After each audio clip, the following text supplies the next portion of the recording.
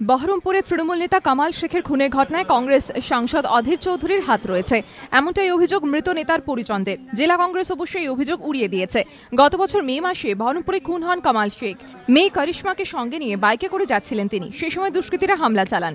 করিশ্মার দাবি, সোমবার সকালে বহরমপুর বাসস্ট্যান্ড থেকে 65 কেজি গাঁজা সহ যে 3 জনকে গ্রেফতার করা হয়েছে, সে রতন হাজরা, উৎপল হাজরা ও পরেশ চৌধুরী তাঁর বাবার খুনের ঘটনায় জড়িত। তার আরও দাবি, ধৃত 3 জন এবং এর আগেও পুলিশের হাতে ধরা পড়া দুষ্কৃতী জিন্নাত শেখ স্বীকার করেছেন বহরমপুরের সাংসদ অধীর চৌধুরীর নির্দেশেই তারা কামাল শেখকে খুন করেন।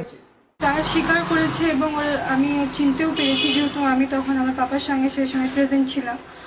ওরা এটাও স্বীকার করলো কিভাবে মেরেছে, প্রথমে কি করেছিল, কার থ্রু ওরা এখানে এসছে, সবই স্বীকার করেছে এবং ওরা স্পষ্ট বলছে যে অধীর চৌধুরী এগুলো করিয়েছে। পুলিশ সুপারের দাবি, জেলা জুড়ে একটি মার্ডার সিন্ডিকেট কাজ করছে। ধৃত 3 জন ওই সিন্ডিকেটেরই সদস্য।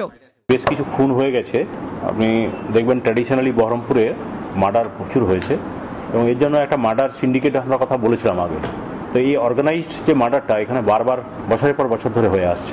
এরা একটা মার্ডার সিন্ডিকেট বানিয়েছে এবং সেই সিন্ডিকেট উইদাউট এনি রিজন, শুধু ব্যক্তিগত কারোর সঙ্গে ব্যক্তিগত যে সম্পর্ক আছে, যে রতন যাদের 6টা নাম বলছে মার্ডার করেছে, তাহলে 6 জনকে হয়তো চিনতেও না সবসময়, কিন্তু মার্ডারটা করে দিয়েছে। তো এরা একটা মাইনে পায় মার্ডার করার জন্য।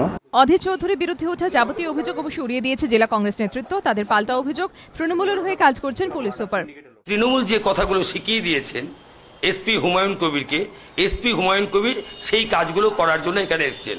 আর আজকে যে নাটকটা উনি করছেন, যে নাটকটা মঞ্চস্থ করার চেষ্টা করছেন, এই নাটকটা জনগণ নেবেন না।